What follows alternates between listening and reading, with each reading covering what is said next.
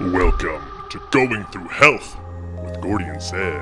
Where wellness gets a fun twist. I'm Gordy Jenkins, a natural foods entrepreneur, and with me is Dr. Zed DeBout, our resident trained Stanford MD. We are former college swim teammates turned best friends, and now your guide to this crazy world of health trends and fitness hacks with a focus on getting the science right. Get ready for a wild ride. This is Going Through Health with Gordy and Zed. Today, Zed and I are talking about the lion's mane mushroom, aka the smart mushroom. Feels like we're seeing it everywhere these days. What is it? Why is it so trendy? And what does it do? Then it's a historical perspective where we share the story of the Aztec Emperor Moctezuma and his no good, very bad mushroom trip before wrapping up, as always, with the Fastfire Questions. But before we delve into our main subject, get it said like mane, like lion's mane mushroom, M-A-N-E, what have you learned while going through health this week? Well, I have a little lion's side subject for you. All right. And if I'm the lion. Do you get it? Nope. All right. So I came across a little article called Scurvy, a disease of the past is making a comeback by Nick Kepler. Yay. You familiar with scurvy? Yeah, a little bit, but let our listeners know what is scurvy. All right. Well, first, let me paint the picture a little bit. So this article discusses a man in his early 50s in Western Australia. We're back on Australia, presented with a painful rash from his abdomen to his ankles, characterized by pinpoint splotches indicating bleeding between skin layers. I feel like that's one of the worst types of bleeding. Between the skin layers? Yeah. Yeah, I know. You have nothing to show for it either, you know? No one even believes you. It's just ugly splotches. So after tests for autoimmune diseases, blood disorders, and inflammation returned negative, doctors diagnosed him with scurvy due to undetectable vitamin C levels. Not good. So as our listeners may be aware, scurvy is caused by a severe vitamin C deficiency. This can lead to symptoms like the aforementioned bleeding between skin layers, anemia, gum disease, poor wound healing, and just general weakness. Again, it's because vitamin C is very important for collagen formation. So that's why you get all the symptomology when you have a vitamin C deficiency. And historically, it affected sailors who weren't packing a lot of fresh cold-pressed juices and fruits during these long voyages. So that's why it's called vitamin C, actually. Oh, yeah? Vitamin C? Yeah. Like SEA? So its prevalence decreased a bunch after people at the time gathered understanding that it was a nutrition and specifically vitamin C deficiency. So you can just imagine the pirate entrepreneur being like, sell to the people doing the pirating so you don't have to do the pirating. I agree. That would be cool. Yeah, it's like when they made like during the gold rush, the people that made all the money were the people kind of charging the miners. So yeah, this is charging the pirates for vitamin C, and you could have a cool little marketing slogan like "Go from scurvy dog to sea dog."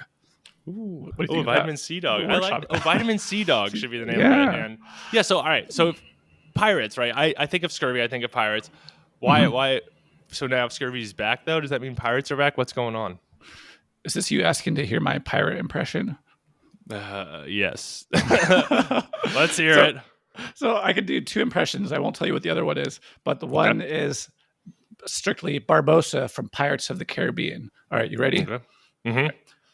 Welcome aboard the Black Pearl, Miss Turner. That was actually pretty good. That was Thanks. a good little growl to it, too. I already know who your other impression is. It's going to be Gandalf, isn't it? Yeah, we'll save that for a very special episode. But no, so basically it didn't affect just pirates. It affected other seafaring men of the time. And basically there's a current resurgence. So a U.S. study showed a tripling in scurvy rates from children from 2016 to 2020, not pirate related. So they found significant links to low income, food insecurity, and autism spectrum disorder. And then back in Australia, in New South Wales, Australia, over 50% of a socioeconomically disadvantaged group showed vitamin C deficiencies.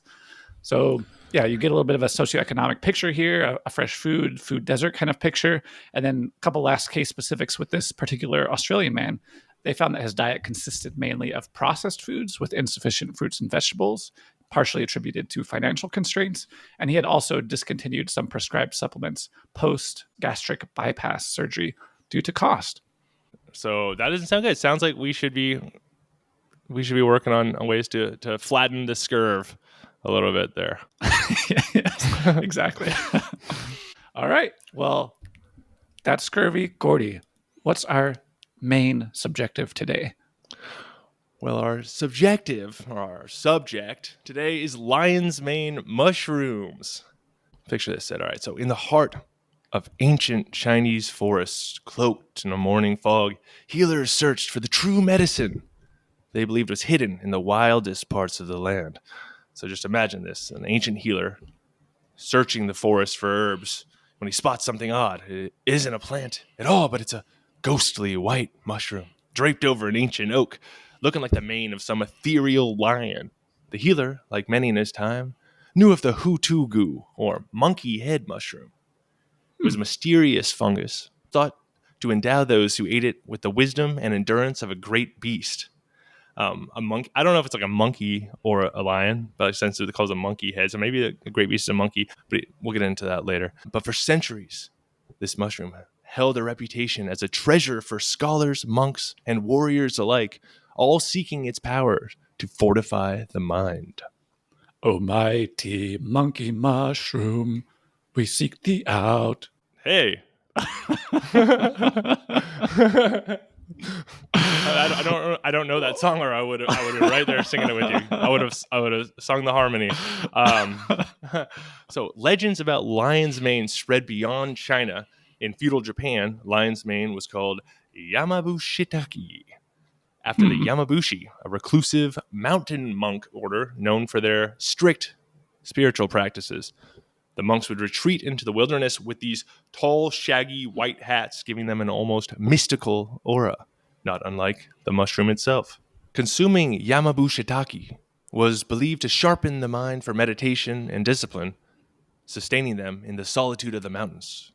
Some tales even describe monks using it in rituals to invoke a kind of lion-heartedness. Maybe it was monkey-heartedness. I don't know. No, this is Japan, though. So maybe it was a lion-heartedness, as if consuming the mushroom connected them to the wild courage of a lion. Are monks in need of courage a lot? It's pretty scary, probably, just living with a bunch of other guys and just being like, I hope we're not wasting our lives. What about existential fear? Yeah, that's the worst courage. kind of fear. Yeah. Yeah, there's a lot of courage involved. That's a leap of faith. That makes total sense. Some people say faith, but I'm not a Yamabushi, believe it or not. Or is it Yamabusho? If it's I don't think it's Italian. Fast forward to the mid-20th century, and we meet Paul Stamets, the modern-day answer to these ancient mystics and a rock star in the world of mycology and mushrooms. Interesting guy. He's super just like earnestly obsessed with all things mushrooms. He grew up a painfully shy kid in Ohio, and he found solace in the woods, which led to a lifelong relationship with fungi. I didn't know if it was fungi or fungi, but he says fungi, and I feel like he spends a lot of time talking about it. Fair enough. So that's what I'm going to go with. Yeah. He calls mushrooms nature's internet because they're all part of this vast underground network that allows trees and plants to communicate. Does he say does he say GIF or GIF? I don't know. I guess based on that, he's going to say GIF. Yeah. I don't know. Really good question. Thank you. But it was his discovery of lion's mane that truly captured his imagination. Stamets first encountered lion's mane in the damp forest of the Pacific Northwest. You know the area, where he noticed its shaggy mane-like tendrils. It's like a pretty plant. He describes it as cascading white icicles. It kind of looks like a shaggy white dog or something. Just these long white tendrils, or like a monkey, or like a monkey's mane, a monkey's beast head. Exactly. Intrigued by the tales of mental clarity attributed to this mushroom, Stamets began studying it rigorously. He became convinced that lion's mane might actually have restorative powers for the human mind, and in 2005, he became even more of a champion for it after his mother, diagnosed with cognitive impairments, saw what he describes as a remarkable improvement after incorporating it into her diet. What if he became even more of a champignon? French mushroom mushroom. pun joke. Wow. All right. There's 2 listeners that are going to be laughing. I like that. That's worth it. Questionable. We're going to seek out every single person. There's going to be something for everyone. All We right. appeal to everyone. Yeah. That's the goal. While Stamets is the first to admit he's no impartial observer, he's very, very mushroom biased. Like he just all mushroom guy. But he's quick to reference emerging studies that suggest lion's mane can stimulate nerve growth factor production, which is essential for brain health. And I know you'll get more into later. But yeah, he's an interesting guy. He he's very calm. He doesn't blink a lot. I don't know what that says. Just an observation I have. I don't know. Like use whatever you want. He not a huge blinker. Just can kind of. It's like. You with me there, man? You with me? All right, cool. Just making sure you're just not. Your eyes are open. All right. But he also talked about something that was very interesting, which was just this idea of losing his life's worth of information, just being very scared of that, as what he calls it, that inevitable, eventual dementia that we all experience to some degree if we live long enough. And so that's like his goal is to prevent that loss of a life's worth of information and prevent this neuropathy and things like that. And so he's taken lion's mane daily, a firm believer in its benefits and things like that. Interesting. Yeah, I feel like dementia is especially dangerous if you're a big mushroom guy. Like, did I take these already? And which mushrooms were these? Yeah, it's a fraught. Yeah. No, a fraught for existence. real. For real. Through his books, lectures, and interviews, Stamets brought this mushroom out of the forest and into the wellness spotlight, into the science spotlight. No, but he's on all like the big podcasts. Not this one yet, but some of our little brother podcasts. But he calls lion's mane the smart mushroom, which has helped catapult it from a niche herbal remedy to a worldwide wellness phenomenon, sparking a trend that bridges both ancient tradition and modern science. Wellness companies market lion's mane powders, capsules, and tinctures as if they're channeling Stamets' vision, which they are. But he also has his own company, so he probably doesn't totally love it. But either way, with people eager to experience what he described as mental clarity and cognitive support. I did it, Zed. I've been using it. I'll get into that later. But thanks to him, a once mystical fungus is now touted as a brain booster in cafes and health stores worldwide, proving that even in our age of lab-made supplements, people are still drawn, or maybe even more drawn, to nature's original remedies. Today, the allure of lion's mane stretches from Silicon Valley to rural Japan, with people trying to channel the discipline of the Yamubushi monks or the wisdom of scholars like the ancient Chinese healer I talked about earlier.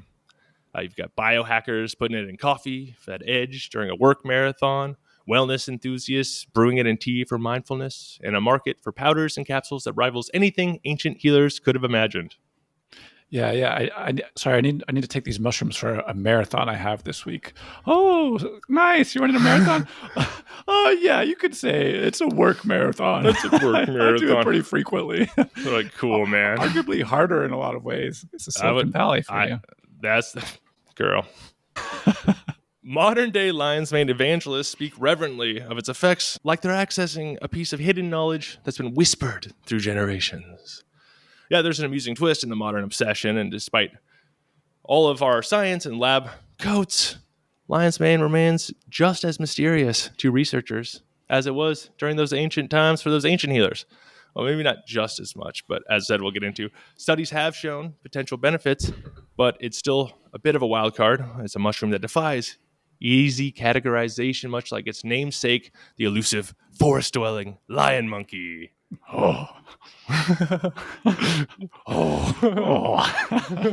The French, the forest-dwelling French lion monkey. Lion de champignon. So, is lion's mane the real deal? A pathway to mental clarity and courage? Or is it just a well-dressed fungus with a good marketing story? Well, as you'll soon hear, science has some clues, but as with anything ancient and strange, the mystery is half the magic. Wow. Yeah, well, hey, that's the subjective, Zed. Hit us with the objective. Objectify me, Captain. I am the captain now.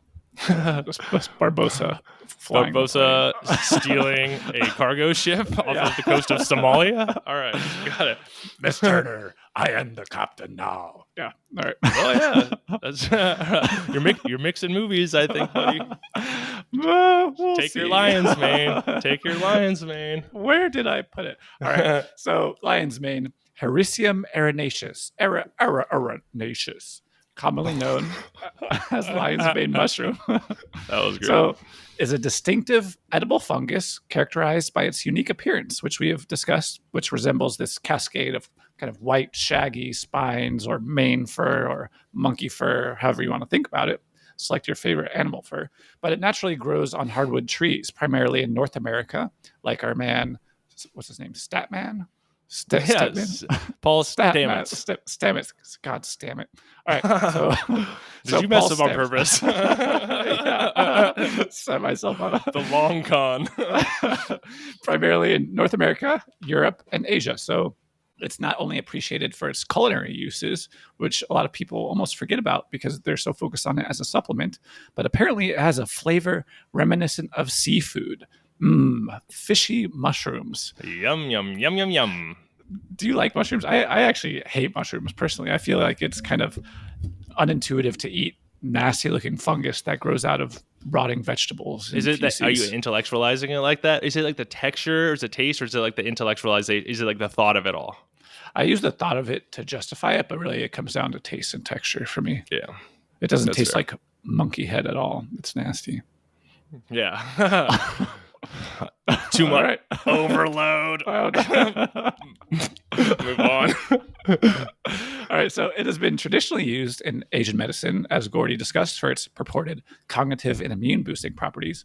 But to get a little bit at the mechanisms behind and the involved compounds, so lion's mane is rich in bioactive compounds, including aracinones and aranacines, which are the focus of ongoing research into their neuroprotective and medicinal effects. Common forms in terms of taking it as a supplement, you can have it raw or cooked. So fresh lion's mane mushrooms can be consumed as culinary ingredients. You can actually cook it and just take that as the supplement. You don't have to have it in these other forms. There's also powdered extracts, so available in capsules or bulk powder form, often hopefully standardized to contain specific levels of the active compounds, but always a dice roll in the supplement industry. There's also tinctures, so basically mixed with liquid extracts you can put in your drinks or whatever the case may be, and then teas. So they make a lot of these dried mushroom teas for consumption. All right. Cool. There are purported cognitive health and neuroprotective benefits. So it's primarily renowned for its potential neuroprotective effects, including or coming from these bioactive compounds, the hericinones and aranacines. Aranacines is what I wrote down. So these compounds are thought to stimulate nerve growth factor, NGF, synthesis. So which is, like you mentioned before, crucial for neuronal health. So they've done a variety of animal studies primarily, and they've shown that lion's mane may enhance cognitive function and protect against some of these degenerative diseases. And there are a couple small human studies suggesting that supplementation improves cognitive function in older adults with mild impairment. So that's kind of that neuroprotective piece. There's this mental health piece. So there's some evidence suggesting that lion's mane may help alleviate symptoms of both depression and anxiety. There was this one study I came across involving female participants that found the consumption of lion's mane cookies over 4 weeks led to reductions in anxiety and depression. And I'll just say, I think we're all a little familiar with how stress eating cookies can make us feel a little better. Yeah. Did they account for the fact that they're just able to eat cookies as part of the de-stressing measure? Actually, I don't know. They might have. I didn't look at the control sample. Maybe they also gave them cookies. I would hope they gave them some different kind of cookie, like raisin cookies, like extra anxiety. Oh no. But All tell right, them it's chocolate chip. Right. Oh, no. Dude, that'll mess up anyone's week. Nightmare. All right, so that's cognitive health, neuroprotection, and mental health. A couple more. There's immune system support. There's a little bit of evidence out there that lion's mane may enhance immune function by modulating the gut microbiota and stimulating the production of beneficial immune compounds. A couple preclinical studies suggest that the mushroom extracts can boost immune response, although, I mean, for a lot of these, as we'll see, there's more human studies needed to confirm these effects. And then last one, kind of from this broad sampling, is gastrointestinal health. There's some indications that lion's mane may help protect against stomach ulcers and improve digestive health, which I thought was interesting. I mean, the digestive health, maybe not so surprising if that goes hand in hand with the effects on the microbiome, but the stomach ulcer stuff in particular, which is secondarily to bacterial kind of overpopulation in areas of the stomach, was interesting. And then they've had animal studies that have shown that the mushroom extracts can reduce gastric mucosal damage and inflammation. That's super interesting. Yeah, isn't it? I forget now. I'm gonna mess it up. It's like H. pylorus or some pylorus Exactly. that causes those stomach. Is that right? Like stomach ulcers, and so it makes complete sense that I didn't even actually really realize. So I've been taking it not knowing that of its microbiome and gastrointestinal health. I'd be curious to ask you more about it when you discuss. But yeah, I'm curious if you've noticed maybe any GI changes retrospectively. Yeah, no, not really yet. So it's interesting, just, as a quick little thing, that the brand I'm taking advertises, or the call outs are memory, focus, brain, and nerve. So it's interesting how kind of, as you mentioned, there's many potential benefits or what people use it for. Yeah. So I guess to sum up there, lion's mane shows promise primarily in animal models in various health domains, but much of the research is preliminary, and there's not a significant portion using human trials. So overall, there's more robust kind of these large-scale clinical trials that are needed to really substantiate these claims and benefits and to determine effective dosages, but still a very interesting time and a lot of anecdotal evidence out there. Cool.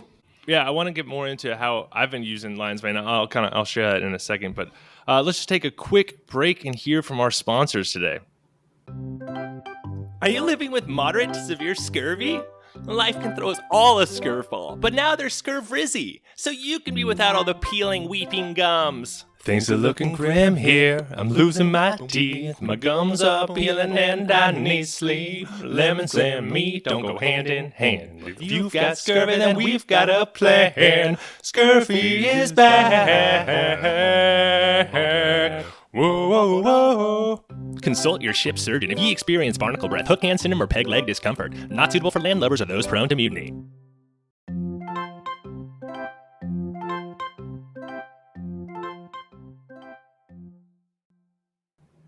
Welcome back, everyone. Be sure to subscribe, follow, and rate us 5 stars on Spotify, Apple Podcasts, and YouTube. New episodes Monday morning at goingthroughhealth.podcast on Instagram. Whoa, whoa, whoa. Mushroom Man. You do know the song. Oh, do you know the Mushroom Man?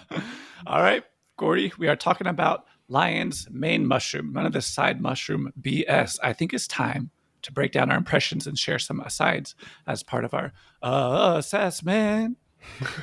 Well, Zed, you can't talk about lion's mane mushrooms without mentioning a side mushroom, the magic mushroom. Oh, thanks for putting me in a hole with that transition. But I feel like when I first heard of mushrooms, like these, supplementary, these form powdered mushrooms or whatever, and whenever I tell anyone about it, I feel like the first reaction is that I'm like taking psychedelics or something. But lion's mane is not the same as psilocybin mushroom, aka magic mushrooms, also known as the mushrooms that with the stuff in it, the psilocybin that makes you hallucinate. Lion's mane and psilocybin both have some fascinating effects on the brain, but they work in very different ways. So as you mentioned with lion's mane, it contains haricinones and erinacines, which are believed to stimulate the production of something called nerve growth factor, or NGF, as Zed was talking about. And this is that protein that helps brain cells grow, stay healthy, and connect with one another. So in theory, by boosting NGF, lion's mane may support neurogenesis and neuroplasticity, which basically means it helps your brain adapt and stay sharp over time, in theory.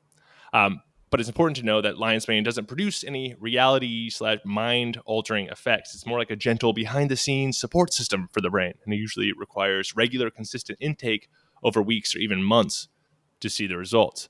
Psilocybin, on the other hand, works differently. This psychedelic compound found in certain mushrooms affects the brain by binding to serotonin receptors, specifically the 5-HT2A receptor. And this receptor is tied to perception, mood, and cognition, which is why psilocybin can lead to altered states of consciousness. So when taken, psilocybin can temporarily boost neural plasticity, meaning it encourages new connections in the brain. People often report profound insights or shifts in perspectives after using it. And so the research shows that it can lead to long-lasting changes in mental health in conditions like depression and PTSD. I just remember the first time I heard about psychedelic mushrooms was in middle school in the context of Viking berserkers. Like I had this Viking project where I pretty much built this whole daub and waddle little hut. And then I came to school dressed as a Viking with like this rabbit fur hat. I don't even know if Vikings wore that. And I made this battle axe with tinfoil, and I was just talking about Viking berserkers and how they take psilocybin before battle. But yeah, that's my psilocybin memory. And were other kids okay with you doing this? Were you homeschooled? I forget. What? Just circled up all my stuffed animals, tripping balls. Yeah, like, oh boy, you guys are not going to believe this. So wait, the berserkers are like they're like Viking warriors, right? And they just like got into this like this crazy trippy state and just like fought all like just out of their minds. Is that what exactly. they were basically? And now I'm doubting whether any of it's actually true, but that's my distinct memory. But yeah, we'll do an episode on the fighting benefits of psilocybin. Fun. Man, I wish I was at that elementary school. I thought you were gonna say I wish I was a berserker. I do wish I was well, I don't. That sounds awful. Yeah. Unlike lion's mane, psilocybin effects can be immediate and intense, which is why it's usually administered in a controlled therapeutic setting, or a basement that's smelly and scary with black lights everywhere. Those are the two recommended places. This is the only two. The only two places. It's a mushroom of extremes.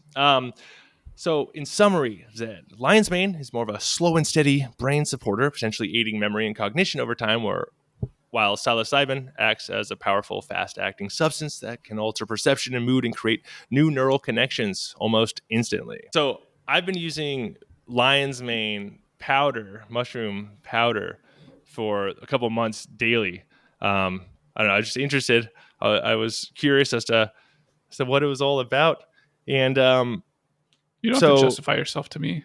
Yeah. Well, thanks, Ed. No, it's part of my morning like ritual, my ritualistic potion that I have that I drink out of a skull every morning. No, no, I have this like my morning. You want to hear? It's my pre-workout, pre-day. Yes, drink. Tell me about your morning. All right. So it's beetroot powder because that's good for nitrous oxide in your blood. Same thing with L-citrulline, which is an amino acid that boosts nitric oxide production. And so I get those going. Get my it's gonna be kind of medical jargon, but I get my cardiovascular tubes all open and flowing and all ready for the day. It's like nitrous and Fast and the Furious. Exactly. I'm on nitrous. I'm like all the time. Then I take reishi, which is a different mushroom, and probably we can talk about, but that's known as the mushroom of immortality, not the mushroom immorality, which is what everyone was worried about at first when I started taking it. But no, no. But we'll talk. We should probably talk about that eventually down the line. And then I have the lion's mane mushroom, also like basically a teaspoon or a tablespoon, depending on how fun I'm feeling that morning. And I put a little lemon juice in there so it doesn't taste horrible, because it really does taste like earth. It tastes like a bunch of dirt, and you can really it's a lot of powder. You can really feel it sliding down the mouth. But yeah, and I have that and my ginger green tea. Oh baby, I'm ready. I'm ready to go. Kind of like a dirty Arnold Palmer. Yeah, very dirty. It's exactly. But I don't know. So I don't know. When I first started, I could have sworn I was having these like weird, vivid memory visions. It was wild. It was like I had like these really detailed memories that were seemingly very random from like my childhood, but like having the whole space, like being able to remember every single detail about a room or like people walking by, and it was just very odd. And who knows? Is that placebo? Am I just having some weird like moment? But like it really got me thinking, like, maybe it is doing something. Are they intrusive memories, or are you trying to remember something specific and you're really impressed by how detailed the the memory is. Yeah, it just I guess it'd be intrusive, but intrusive kind of has that pejorative. It's like not like it's troubling at all. It's just like it's not. I wasn't aiming for that. I wasn't aiming for that thought. But I just like have this really, like me at the state fair at age 8, walking around like looking for a bathroom and like walking behind a porta potty and like smelling like a corn dog and like just like very like specific. But it's like I was just like trying to go to sleep. Gotcha. I'm at the state fair. I'm at the state fair. Gotcha. So I don't know, but that could just be me losing my mind, or it could be lion's mane at work. Who knows? Who knows? But either way, I don't like feel like some like mighty warrior or wild monkey lion, more than usual. This was kind of a question I had for you. It's like, do you think modern medications and medicine, pharmaceuticals, drugs, all that has kind of raised our expectations or like numbed us to nuances of some of these more like natural remedies? Like, so maybe someone, because I guess what I'm asking is like, if these Japanese monks were like, holy crap, like we feel like warriors or whatever. Do you think the fact that they didn't, they never try ADHD medication, or they never, I don't know. You know what I mean? Do you think there's like a relative experience of it all? Does that make sense? No, it totally makes sense. Basically, is our threshold off because of the potency of modern medications, where we don't notice some of these more subtle effects? Is that what you're saying? Yeah, exactly. Yeah, I would have to think so. I think in general, we're probably, without getting too wishy-washy, a little less in tune with our physiology or being able to take stock of certain feelings or sensations, etc. And I wouldn't be surprised if we're numbed through a bunch of different factors, whether you want to think of it as constant sort of dopamine hits from our phones and the internet, or the constant like noises surrounding us in an urban sort of living setting. But no, I can imagine if you are alone in the woods with your monk brethren and it's just quiet and peaceful, and you take a chomp of some lion's mane, you would really be a little more sensitive to the changes and not lose them in the other kind of, it's like so many variables. Static variables in that lifestyle, which is why we should thank the monks for doing these little tests for us. Thank you, Mr. Monk. Zed. But now it's time for you to share some things that you found particularly interesting or compelling this week. All right, so I have a couple wordy. These researchers need some consulting on titling these things. But yeah, so don't get put off. Don't throw your phone in the trash can after hearing the names of these studies. But no, just some couple interesting studies around the mechanism and effects of lion's mane. So this first one, lion's mane mushroom suppresses H2O2 induced oxidative damage and LPS induced inflammation and H222 hippocampal neurons and BV2 microglia. Yeah, rock badass. on. Badass. No, but basically, they're using a couple different methods to stress out neurons and brain cells and see if the mushrooms do anything to help mitigate or protect these neurons and cells. So they use these Hericium arenaceous mushroom extracts, and two types of extracts were used. So a hot water extract and an ethanolic extract. So basically tea, and then this ethanol-based tincture. And then experimental models, they were tested on these mice, as we mentioned, but specifically these hippocampal neurons, so this area of the brain, neurons from this specific area of the brain, and they were exposed to hydrogen peroxide, so that's H2O2, and that hydrogen peroxide was used as basically the stress agent. And then they tested anti-inflammatory effects on the microglial cells, these other cells in the brain, and they, again, activated stress via these lipopolysaccharides, so these components of bacterial cell membranes, which can really cause an inflammatory reaction in cells. So sum up there, they tested neuroprotective effects of the mushrooms and anti-inflammatory effects using these mouse models, and specifically these neurons and microglial cells of these mice. Most of their significant findings were using the ethanol extract, so that mushroom ethanol tea, basically. And they found that the lion's mane tincture. Tincture is a hilarious word. It really is. It really makes your mouth small. Tincture. Yeah. Tincture. Right. So they found it significantly increased the viability of these hydrogen peroxide treated neurons, It reduced the reactive oxygen species levels. It enhanced antioxidant defenses by increasing catalase activity as well as glutathione content, so another antioxidant. It also improved mitochondrial functions, both membrane potential and ATP production, and it reduced mitochondrial toxicity and nuclear apoptosis. So basically, all these neuroprotective effects in these mouse neurons from this ethanol mushroom tincture. They also found one of the key findings for inflammation was using that same ethanol tincture. It significantly reduced nitric oxide levels. So, as you said in your beetroot, back to nitric oxide. So, it significantly reduced those levels in the treated microglial cells that were stressed out, and they basically said that this indicated an anti-inflammatory effect. Again, pretty simple stuff if you're just thinking about it as a neuroprotective agent and an anti-inflammatory agent, but kind of wild that they saw all these really significant changes in these effects. So basically, the ethanolic extract of lion's mane shows promise as a neuroprotective and anti-inflammatory agent in these mouse models. There's the potential for use in the prevention or management of neurodegenerative diseases due to kind of this natural effectiveness in reducing neurotoxicity and inflammation. That's really cool. That's exciting. Yeah. It's going to be interesting to kind of follow where this goes in the next years, in the next few years.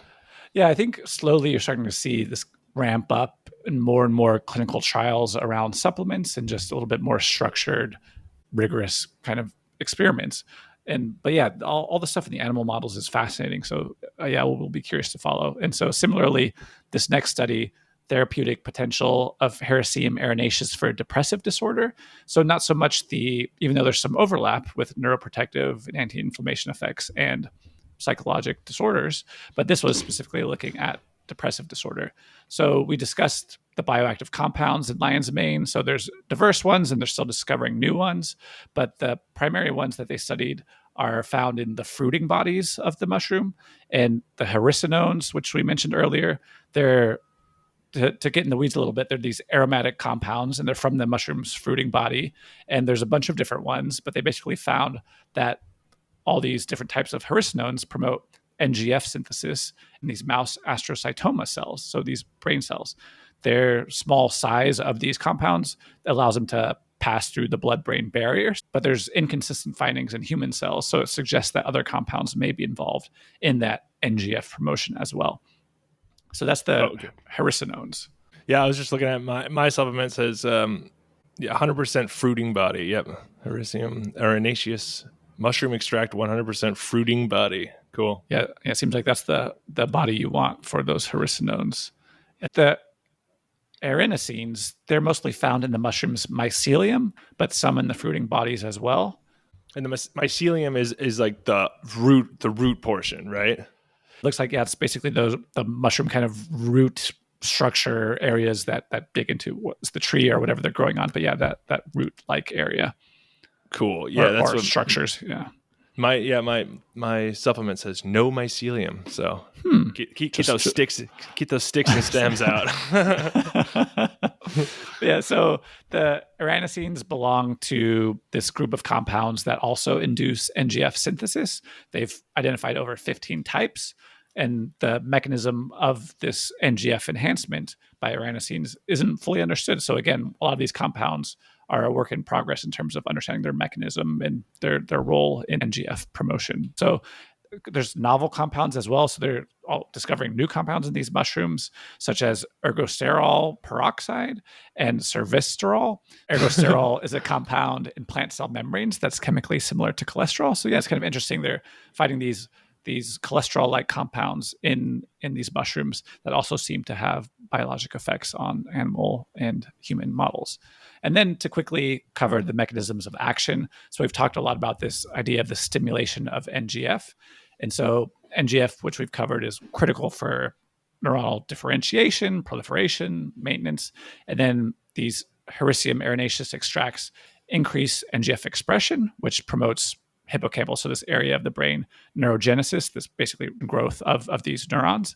And then chronic administration of this compound enhances neuronal proliferation, so growth and survival in the hippocampus. So that's the area of the brain that does a lot of work around memory and that type of thing. So that's the NGF mechanism of action. Then in terms of monoaminergic modulation, so modulating these monoamines in the brain, for example, serotonin, norepinephrine, dopamine, those are all monoamines. So these compounds can help modulate these serotonin, norepinephrine levels, which is crucial for depression treatment. So that's where they see some of this mechanism of action in treating depression. There's also studies showing restoration of monoamine levels in stressed animals, suggesting antidepressant-like effects of these compounds, but the exact pathway of modulation remains unclear.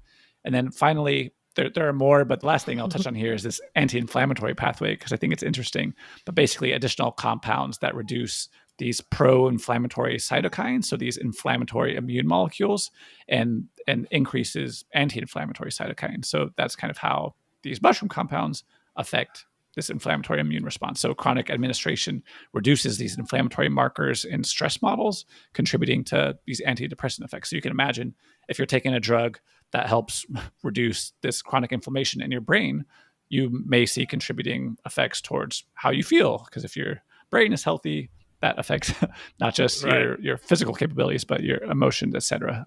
Oh, that makes All sense. That's exciting. Yeah, Wordy, so basically, very wordy, but exciting. Yeah, a lot of word salad and a little bit some different in the weeds scientific concepts there. But to sum up, lion's mane really exhibits this fascinating, broad sort of impact across these potential antidepressant effects through multiple pathways. And again, we keep saying this, but they need further research to really fully understand the mechanisms and identify additional specific bioactive compounds responsible for these effects. Very cool. But Zed, here is the kicker today. Let's talk about the names. We've touched on this a little bit today. So lion's mane mushroom, as we call it here, has a few other names. It gives us a little insight into how different cultures and even scientists have viewed this strange, shaggy fungus. All right, first up, as we know, is the Chinese name, which is Hutugu, which I'm sure it sounds exactly like that, which translates to monkey head mushroom. So it's not like the regal lion we think of today, but it fits with all those tendrils. It really does look like a wild, unkempt monkey, which is actually pretty scary. In some ways, scarier than a regal lion, if scary is the goal. This name is still widely used in Chinese medicine, where, as we know, lion's mane is touted for mental clarity and memory-boosting properties. In Japan, Zed, we talked about the Yamabu shiitake. And taki means mushroom. That's why shiitake. I was like, oh, I recognize shiitake mushroom. Taki means mushroom. I was like, I hate those. I always take them out of my food. Oh, good. Well, but this translates. Oh, good. Oh, good. Not sure what I should do with that information. Yamabu shiitake translates to mountain monk mushroom. So Yamabushi, like I said earlier, were the name for the mountain monks who lived in seclusion, practicing intense spiritual rituals. They wore these tall. I sent you a picture earlier. They just walk around with these like white, like flowy, like looks like someone just TP'd them. I don't know. Very respectful. very respectful. I mean, what do you think? There's a lot. You think there's a lot of Japanese secluded mountain monks listening today? I hope not. But if there are, please throw us an email. GordyandZ@gmail.com. We would love to hear from you. Thank you so much. But yeah. So anyway. What do you think about those monks? So the mushroom is named after because the monks look like the mushrooms. Yeah, they almost look like these sort of beekeepers, but it kind of makes me think that one of the elders or whatever was caught being silly in the forest and like put one of the mushrooms on his head and was just like la la la when he thought he was alone. And then some of the the monk juniors or whatever called, and they like monk saw junior, him. Yeah. And he had to like really pass it off as a serious bit, like commit to it and make everyone else wear them too. So that's how they ended up with these hats, these mushroom hats. I think that, yeah. Sorry, we're all wearing them, right? Everyone's doing it. Oh, you think it's funny? Well, now you're wearing it too. Yamabushi. Italian sounding again. But, all right. So in English, we know it as lion's mane. If you've been listening to this entire episode, you will know that. But that didn't appear until more recently. And the name, taps into that symbolic power of the lion, that strength, wisdom, and courage. But it also sounds more like a cool fantasy potion ingredient, than just like a gross humble tree fungus on a stump somewhere, you know? Definitely. But English speakers, as we do, could not settle on just one name. So lion's mane is also called, I like this one, the bearded tooth fungus. That sounds like something you don't want to get. Like, oh, I got the bearded tooth fungus. I'm gonna die. The hedgehog mushroom, it's also called, and charmingly, I like this one as well, the pom-pom mushroom. It looks like a little like cute. Smurf cheerleader pom-poms, you know? Yeah. Once again, these names not doing away with any speculation that it's guys on mushrooms finding these Tripping. things for the first time. Yeah. Let's just... Oh, what is up, my fellow hedgehogs? I stayed and chill in the forest for 12 hours. For sure. And they only blinked 4 times in that 12 hours. Stop staring at me. Stop. You're by yourself. But who said that? So each of the names tries to capture the quirky little tufted look of this mushroom and adding a scientific twist. The Latin name, Hericium erinaceus, is rooted in the word hedgehog. Actually, both words. So like both words mean hedgehog. It's kind of like hedgehog. Oh, You know? a little bit like a hedgehog on a hat. A little bit like that. The German name said, do you want to say the German name? I'll send you it. Okay. The German name, Igelstachelbart. Eagle Stachelbart. Indeed, that's correct. Ding. That literally means hedgehog goatee. Wow. So, that's cool. That's a cool hedgehog thought. facial hair. Yeah. Yeah, they're cool names though. I like hedgehog goatee. Not as intimidating as lion's mane, but again, that's not the goal. Not as wise though sounding either. You were gonna fight like a bunch of goatees, like middle-aged goatees. You're gonna fight like a bunch of middle-aged hedgehogs with goatees and Oakleys. Famously brave and powerful hedgehog. Yeah, with facial hair. Get them, boys! Release the hedgehogs! Just slowly, just rolling down the hill. All right. Well, Sonic. Sonic with a beard. Let's take this from the top. Whether it's a lion, a monk, a monkey, or even Sonic the Hedgehog, which is not one of the names for lion's mane mushrooms, but thank you. Each of the names for lion's mane mushroom offers a glimpse of how different cultures have tried to make sense of this peculiar mushroom. But Zed, before we wrap up, let's synthesize this episode. What are the GTH Big 3 Bangers? All right. Here are the big 3 bangers of lion's mane mushroom. Number 1, these mushrooms are magical. Maybe? Research suggests that compounds found in these bearded wizard hedgehogs may convey cognitive and mental health benefits, as well as immune system support and antioxidant properties. Again, a lot of these studies are done in animal models. Ironically, no hedgehogs involved that I know of. But it's just, ultimately, it's another example of food as medicine. Basically, food containing these different biologically active compounds. And even though I typically hate mushrooms as food, I would not be opposed to using them as medicine. But again, we're almost beating a dead hedgehog here, but it's important to remember that the responses to all these compounds vary quite a bit depending on the individual. So furthermore, research often really relies on studying these compounds in isolation to minimize confounding variables and really understand what a specific compound does and have reasonable confidence in the outcomes data. But when we consume the whole food, again, it contains a bunch of different compounds. So there's likely a lot more complex of a picture and more interactions going on than is reflected in these studies. So just something to remember. I'll remember it. All right. Well, you probably will with your lion's mane supplementation. All right. Number 2, the lion's mane steeps tonight. All right. Sounded a little Blink-182 at first. Elton John. I cannot sleep. I cannot dream tonight. All right. So basically talking about common dosages and routes of administration. Typical daily dosages range from anything from 500 milligrams to 3,000 milligrams and often divided into 2 or 3 doses throughout the day. What's the milligram dose on your bad boys? I'm doing probably like 1,500 milligrams a day. Okay, gotcha. Yeah, to probably up to 2,500. So Gotcha. right in that range. that's common dosages. In terms of forms of administration, we talked about there's capsules and tablets, and that can be convenient for standardized doses and easy ingestion. There's the powder, which you mentioned you mix into your morning drink or smoothies or whatever beverage, and so that enables a little bit more flexible dosing.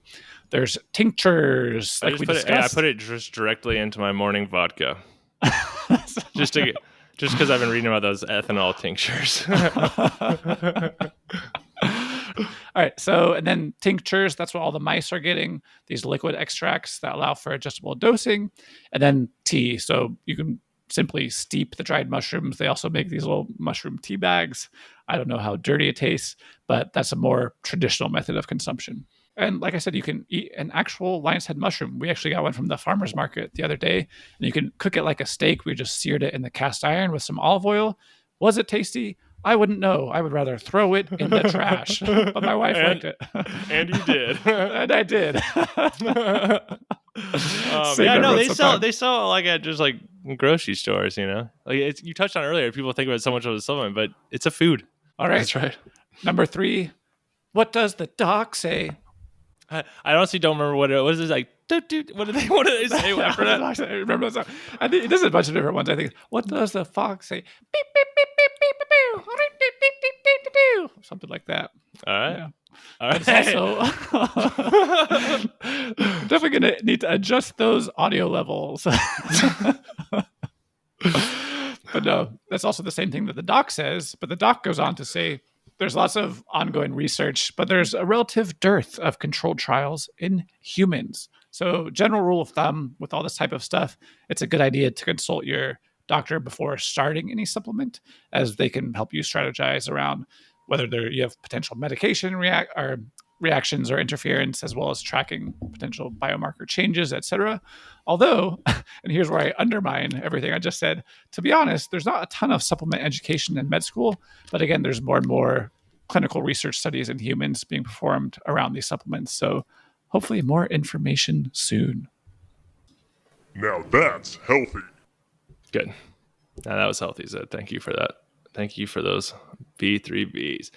And well, lion's mane might be getting the spotlight today. Mushrooms have been stirring things up in history for centuries.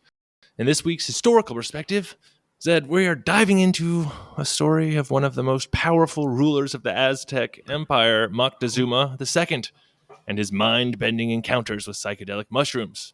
Let's just say he saw a little too much of the future. Hey, see, it's a going through health historical perspective right here.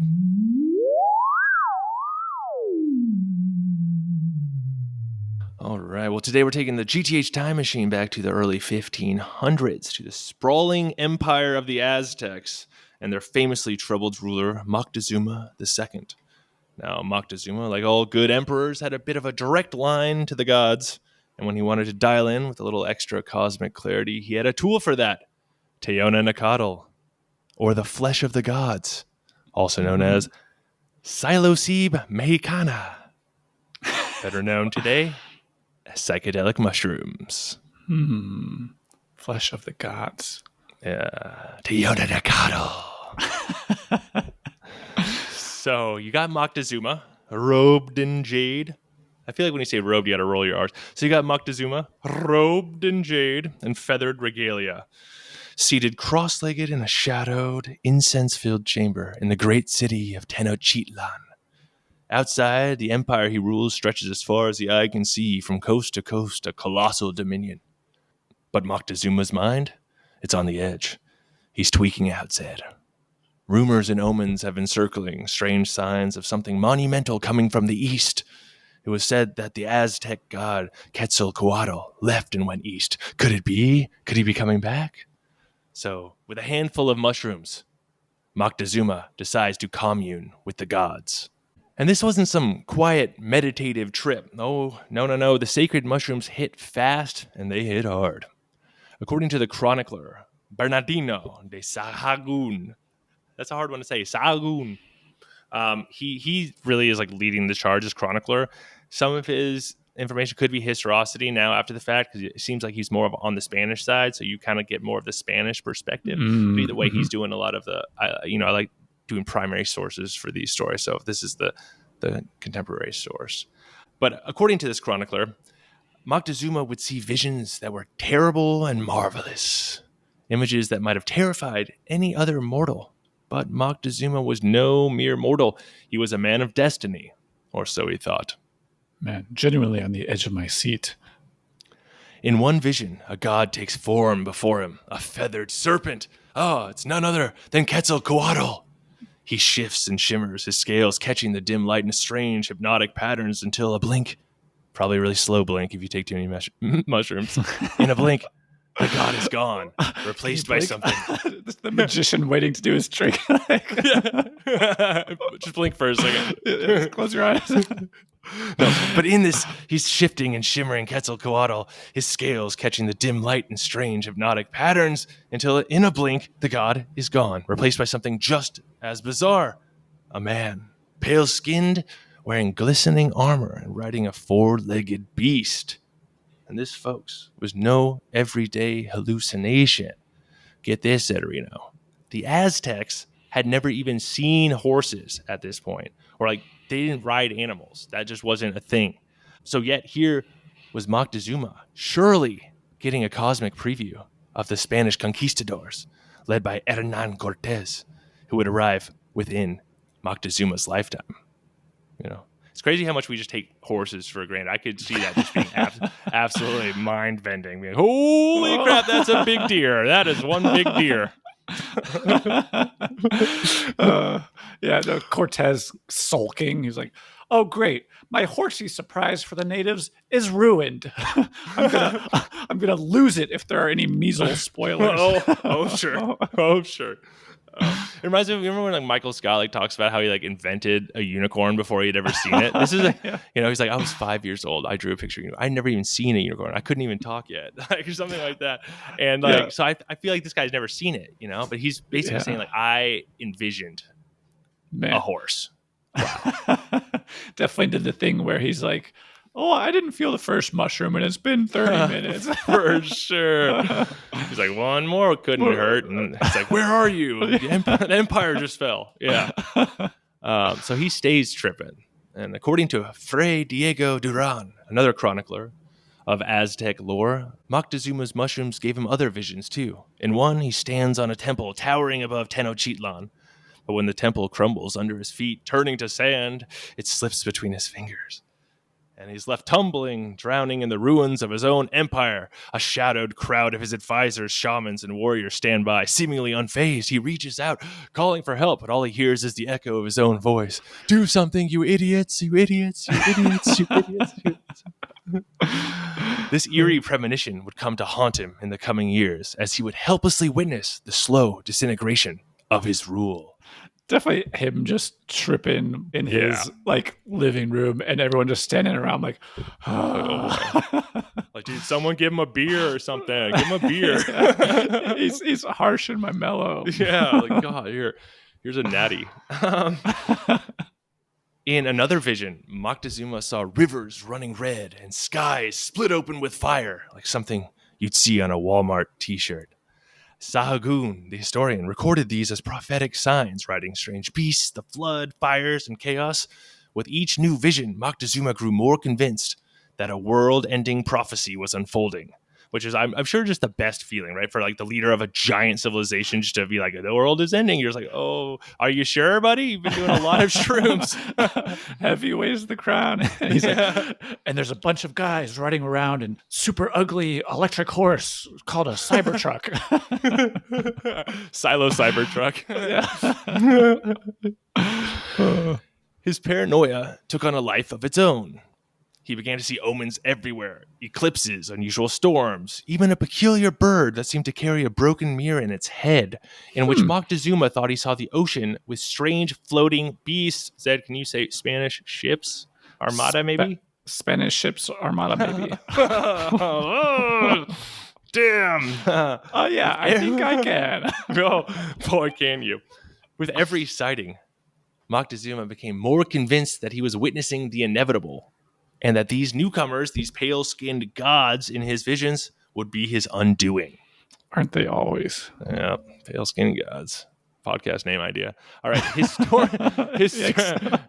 Historians today believe that Moctezuma's intense mushroom rituals and obsession with omens likely influenced his eventual decision to meet Cortez, not with hostility, but with reverence and entertainment, believing the Spaniard to be the living embodiment of his visions, essentially Quetzalcoatl, back to reclaim his throne. We all know how that worked out for him. By 1521, we all know. By 1521, Tenochtitlan had fallen, and Moctezuma's visions had proven tragically accurate-ish. Like, but either way, it's like a cosmic prank on one of history's most powerful rulers. Seeing the doom, but not the details, though. Unfortunately, I don't even know how good does it really feel to be vindicated about that your paranoia was correct. It's like, oh, all right, haha, I'm right. My fears were justified. I'm in danger now. Oh yeah, you guys all thought I was an addict. Hope you like paella and smallpox, you squares. So next time you think your civilization is going badly, which many might, just remember old Moctezuma. This poor guy saw his entire empire's doom on a psychedelic trip he couldn't escape. And while it's a story with a dark edge, it's also an odd lesson on the dangers of mixing mysticism with geopolitics. A lesson I feel could be relevant again today for some stupid reason. Well, so there it is, Zeddy. Moctezuma, the emperor who tripped on mushrooms and glimpsed his empire's end. Sometimes the gods really do have a sense of humor, or maybe just a taste for irony. Wow. Someone quit giving him. It's like everyone's like looking at the shaman, like, do not give him any more mushrooms. Are you not seeing what this guy's doing over here? Moctezuma's the guy at 4 a.m. like, hey, anyone got any more mushrooms? You guys want to do another mushroom? You guys still up? Like, no, Moctezuma, we're sleeping, dude. Like, no one wants to keep partying with you. But the Spaniards are in town. We're trying to. I'm like, what don't you get, bro? All right, Zed. But all right, Zed. You know what that music means. It is time for our Fastfire Questions. Gordy and Zed's Fastfire Questions. That's right. And as always, we start with the first question, which is, would you rather? Would you rather? Zed, would you rather walk into a forest and eat the first mushroom you find? Right after you eat it, you can leave, right? So you're just like, go in there, you look around, first mushroom. You can't be discerning. First mushroom you see, you have to eat it.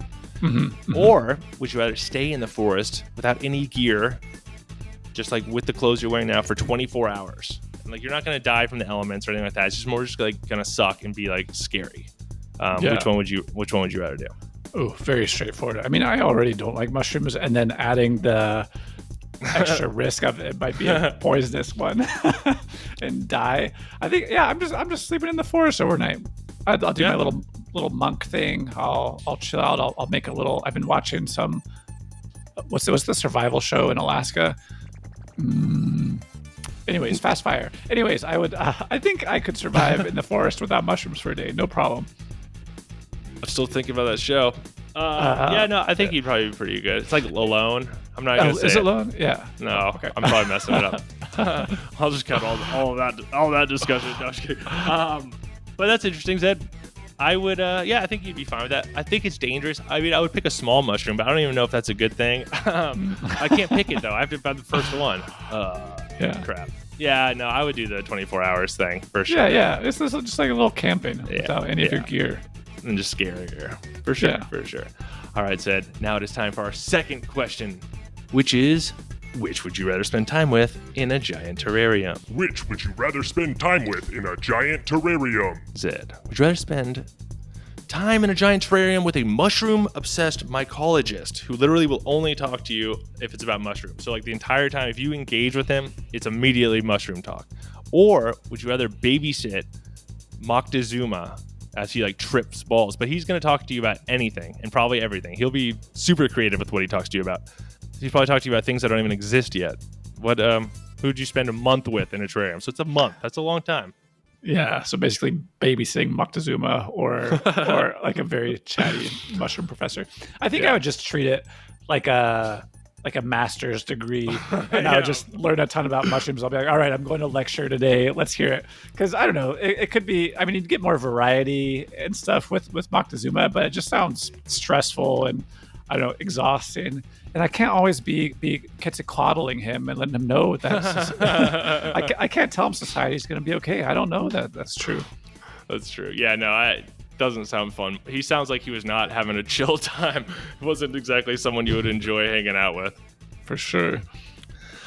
All right, Zeb, but now it is time for the final Fastfire question, the one that is not a question. It is time for STD. Shock the Doc. Shock the Doc, that's right. Said Aussie scientists may have found a way to deter great white sharks using LED lights. Researchers from Macquarie University tested seal-shaped boards with LED strips in South Africa to see if the lights would reduce shark attacks. Turns out the brightest horizontally aligned LEDs distorted the decoy's silhouettes on the water, making sharks less likely to strike. Since sharks are colorblind, the lights made it harder for them to mistake surfers for seals. And this tech could be a non-invasive alternative to shark nets or drones. Shark nets, not shark necks, if that's what you thought I said. Shark nets. So next up, they're going to be testing these LED strips on real surfboards and kayaks. That's really interesting. I thought you were going to say they're testing these LED strips on seals, but yeah, it makes more sense. Line them up. Basically, the shark's just squinting and being like, is that a seal? Is that not a seal? Yeah, for sure. It's like, not worth it. Not worth it. I'm not even hungry anymore, and my neck hurts. Oh, thank you for helping me out. Definitely. They have necks. They have necks. Oh, Zed, thank you for listening. Oh, I mean, you're on the show. Sorry, I wasn't listening. Hey, you at home, thank you for listening to Going Through Health with Gordy and Zed. Listen each week on Apple Podcasts, Spotify, and YouTube. New episodes early Monday morning. Follow us, rate, and review on Spotify, Apple Podcasts, and YouTube. Thank you for all the comments and ratings and followers. It's super cool. We appreciate it. Give us 5 stars or just max out that review meter at Going Through Health podcast on Instagram. Follow us. Any questions, concerns, ads, spam emails you want to write down our name for? Well, you can use GordyandZed@gmail.com. Thank you, Zed. Thank you, Gordy. And I just want to let you know you're my lion's main man. Stay healthy, my friend. Stay healthy, my friend.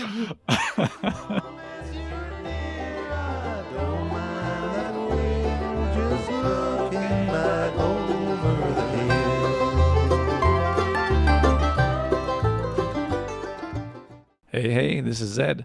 This podcast is intended solely for general informational purposes and does not represent the provision of medical advice or the practice of any professional healthcare services.